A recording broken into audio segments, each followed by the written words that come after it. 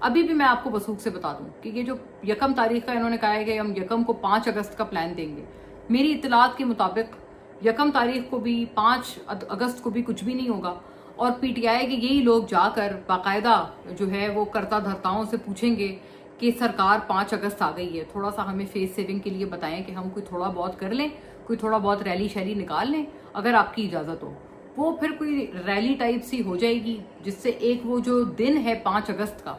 اس کو ایڈریس کر دیں۔ لیکن میں آپ کو بتاؤں،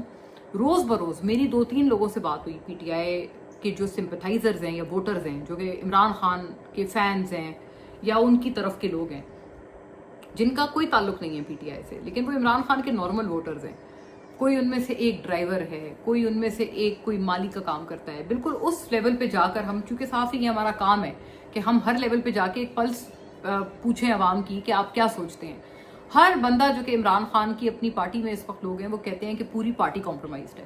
ہر بندے کا یہ خیال ہے کہ پارٹی کے اپنے اس وقت چاہتے ہی نہیں ہے کہ عمران خان صاحب رہا ہوں، اور ہر کوئی چاہتا ہے کہ ایک بڑی پارٹی ہے، ایک پاپولر پارٹی ہے، تو اس کے کرتا دھرتا ہم بن جائیں تاکہ کل کو اگر جب یہ پارٹی پاور میں آئے تو ہمیں پوزیشن ملے، ہمیں اقتدار ملے ڈائریکٹلی۔ عمران خان صاحب اگر رہا ہو گئے تو ان سب کا اقتدار تو، اور ان سب کا جو ایک خواب ہے اپنے لیے، وہ سب تو ان کا کبھی بھی پورا نہیں ہوگا وہ خواب۔ عمران خان صاحب ظاہر ہے وہ آئیں گے، وہ تو جس طرح کی وہ ہیں، ان کی جیسی پرسنالٹی ہے کہ وہ ہر چیز اپنے ہاتھ میں رکھنا چاہتے ہیں، کنٹرول اپنے پاس رکھنا چاہتے ہیں۔ عمران خان صاحب تو آ کے وہی چیز اپنے آپ کو وہی امپلیمنٹ کریں گے اور